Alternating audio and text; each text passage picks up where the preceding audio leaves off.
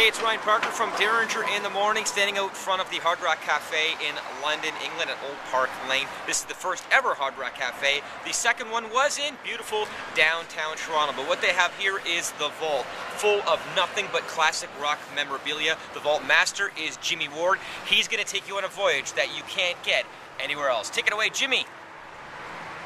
Hi guys, Jimmy the Vault Master here. I'd just like to welcome you all to the London Vault, the Hard Rock Vault here in London, England.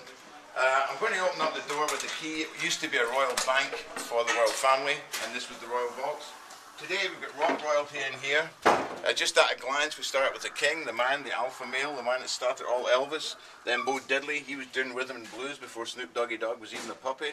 We've got Little Richard, B.B. King. I'm sure that a lot of the white boys, including Eric, who very generously nods the hat to on Riding with the King, have been heavily influenced by B.B. Les Paul, bless him, he just recently departed, but he left his great legacy, great engineering things. The great Les Paul actual guitar himself, the one he actually, the first electric solid body guitar was really done by Les Paul, and that's a great testament to his genius, and a great jazz player too. Over here we've got the Temptations, an unfinished song by them. And for Beatle fans, here we have the harpsichord when the Beatles did. They used this extensively in Abbey Road Studios. I've had the pleasure of working there myself. When they did Sgt. Pepper's, and also when they did All You Need Is Love. You can finish. All you need is love. Thank you. That was a great time. Bob Dylan, bless him. His guitar based on a map of America. If you turn it this way, they've invaded Canada somewhat. I don't know if you can see that. So sorry about that, guys. Had that in the '86 when he did the Rolling Thunder tour. Previous to that, Bill Wyman, of course, another legend, one of the original founding members of the Rolling Stones. That's the bass that he used all over the Tattoo You album, and you can see him using it in the video for Start Me Up. Sorry, not Start Up. And wow, do you see a similarity here? Yeah. This is a homage, a hard rock homage jacket. Like the great man's himself, this is John Lennon's army jacket, which he was wearing extensively. I'm sure he did have it clean, but any picture I've seen with him in New York, he seemed to be wearing it. Very iconic, sadly missed. And that's a jacket he recorded the Christmas song in War Is Over, which is very, very...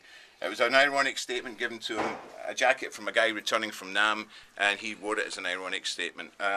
You know, sadly missed too. My personal favourite piece of memorabilia, because I'm a guitar player in my band Kincaid, this is Jimi Hendrix's... the only guitar Jimi Hendrix ever had custom built for himself. Arrowheads because his grandmother was Cherokee. It's a left-hander, you can see. The V because his favourite black African-American player was Albert King, who played a V. And the gold fittings in the pickups because his mum was half Mexican. He called it his Flying Angel, and it's one of his most treasured guitars, used for special occasions, and we're very, very, very privileged to have that here with us. We've got a picture of Jimmy loving that guitar here. If you're worrying why Jimi Hendrix was such a great guitar player, count how many hands in this picture. 1, 2, 3. Okay. Jeff Beck, one of my all-time favourites as well. Had the pleasure of meeting Jeff. He had this guitar in the Yardbirds. He borrowed it to Eric Clapton and to Jimmy Page. So all the greats have had their DNA on these strings. You can just rub it very gently and just feel the power. Another quick story about that. Jeff told me, and it was great talking to him, he wrote his name on the back of that because apparently he borrowed it to Jimmy Page and Jimmy was a little bit slow giving it back to him. Yeah. So yeah. That's the story with that. This is signed, Led Zeppelin guitar signed by Page and Plant. It's extra slim. Now, there's various stories I've heard about that. One is because perhaps Jimmy had, beg your pardon, Jimmy had a bit of a sore back at one stage, so he had a lighter model, played with a lighter model. The great Keith Moon, the Loon, the original drummer, genius, madman from The Who, he was actually the inspiration, if you look at the picture there, he was the inspiration for Animal, the crazy little drummer in the Muppets. That's a proper homage. Yeah. Proper homage there to him, and I think Keith would have been happy about that. We've got Johnny Entwistle's bass there. John's a great bass man. One of the guys that started really to do lead bass. You know, if you listen to all the early Who stuff, they've got an incredible chemistry between Keith Moon and John Entwistle. You know, the rhythm section was really kicking it out there. Over here we've got Freddie Mercury's chair. Freddie, bless him, one of the finest showmen and great frontmen and great songwriter as well. Songs like Who Wants to Live Forever, or of course Radio Gaga, and he just complete mastery of his audience. That's one of Freddie's chairs. It's an Emperor's chair from the Ming Dynasty. Because Freddie liked to collect fine antiques, you wouldn't find him doing any MFI or stuff like that. He's just all the best, that kind of stuff. Not that that's not good, but that's quite a rare piece. Yeah. Chili Peppers guitars, Gene Simmons guitars here, and also the Oasis guitars. We've got a little feature in the vault if anybody comes along there and they want to have a picture holding memorabilia.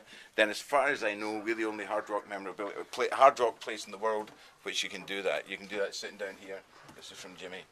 And Eric Clapton, the man a lot of people are here to see. This is Eric's suit when he was a very, very young fella, my lad. When he was in Cream, this is for the suit that was specially tailored for him when he did the Goodbye Cream album. And that's when he was a mere slip of a lad. You know, so that's great. It's great that Clapton and Beck are doing a concert together. I'm sure you guys are going to enjoy that. And people are coming from all over the world for that, because that'll be a real sparring match, you know. And I think they kick off each other, and by the end of the night, you know, we'll all be just, you know, that's amazing. We'll all just be loving it. Felix Pappalardi. Felix played in the great band Mountain with Leslie West, very underrated, and he also was a great songwriter and did a lot of production for the early Cream records, Disraeli Gears, and I believe Wheels on Fire, so it's nice to get his bass here. He played this bass at Woodstock, but the bass has got no memory of the event, you know, as far as we know. Dwayne Allman, another great, Gone Too Soon. This is actually one of the first 20 Fender Strats. They're famous guitars, rock guitars, I'm sure you know. This is number 19, and it's the one that Dwayne used in Muscle Shoals. It's also the one he used when he was recording with Eric Clapton when they did Layla and Assorted Love Songs. Madonna, what can you say about Madge? She certainly rocked it out. I mean, she's always courted controversy. I will say one thing, great businesswoman as well. She actually was one of the first artists to use the media to their advantage as opposed to being sort of like victims to it. Similar with David Bowie. This is a guitar from his early period when they did Spiders from Mars and Ziggy Stardust.